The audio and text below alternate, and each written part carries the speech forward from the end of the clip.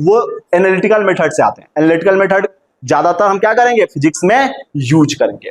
जैसे बात करें कि एक है ए वेक्टर, एक है बी वेक्टर, और इनके बीच का एंगल कितना बताओ, थीटा।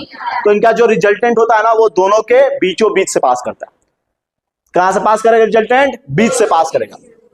अगर दोनों का मैग्नीट्यूड सेम तो एकदम एंगल बाई सेक्टर से पास करेगा, और दोनों में से मैग्नीट्यूड कम ज्यादा होगा तो क्या होगा, थोड़ा सा एंगल बाई सेक्टर से हट के पास होगा। तो अभी देखेंगे उसके बाद में। तो सबसे पहले बात करेंगे कि ए बी और दो वेक्टर है, उनके बीच का एंगल कितना है, थीटा। तो इसका जो रिजल्टेंट होगा ना, इसका जो रिजल्टेंट होगा वो कैसे लिखेंगे, A square plus B square plus 2ab cos theta से लिखेंगे। इसी में कभी कभी पूछ लेता है रिजल्टेंट का मतलब क्या, तो A vector plus B vector. R vector किसके बराबर है, A vector plus B vector. और यहाँ पे क्या है, इनके बीच में एंगल भी बन रहा है, कितना एंगल बन रहा है, थीटा। तो इसका रिजल्टेंट का मैग्नीट्यूड कैसे लिखोगे, A square plus B square plus 2ab cos theta. लेकिन कभी कभी पूछ लेता है कि बताओ A vector minus B vector का बताओ वैल्यू। तो A vector minus B vector का अगर मान लो कि मैग्नीट्यूड निकालना हो, मैग्नीट्यूड निकालना तो वो कैसे निकालेंगे, A square plus B square minus 2ab cos theta. Simple निकाल लोगे। लेकिन मान लो कि यहां से तो हमने मैग्नीट्यूड लिख लिया, लेकिन डायरेक्शन भी तो चाहिए कि जो अपना रिजल्टेंट है वो पहला वेक्टर से कितना एंगल पे इंक्लाइंड है।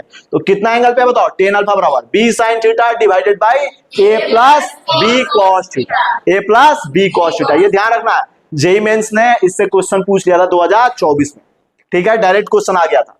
तो ये फॉर्मूला हमको ध्यान रखना है, पूरे फिजिक्स में भी यूज करेंगे। इसके बाद से अगर बात करें कि मान लो कि पूछ लेता कि अपना ए वेक्टर माइनस बी वेक्टर का जो रिजल्टेंट है वो कितना एंगल बना रहा है पहला वेक्टर के साथ, तो तब कैसे लिखते हैं, b sine theta divided by a minus b cos theta. काफी आसान है। लेकिन यहाँ पे रिजल्टेंट जो है ना, उसका भी तो एक रेंज होगा कि यहां से यहां के बीच में ही होगा।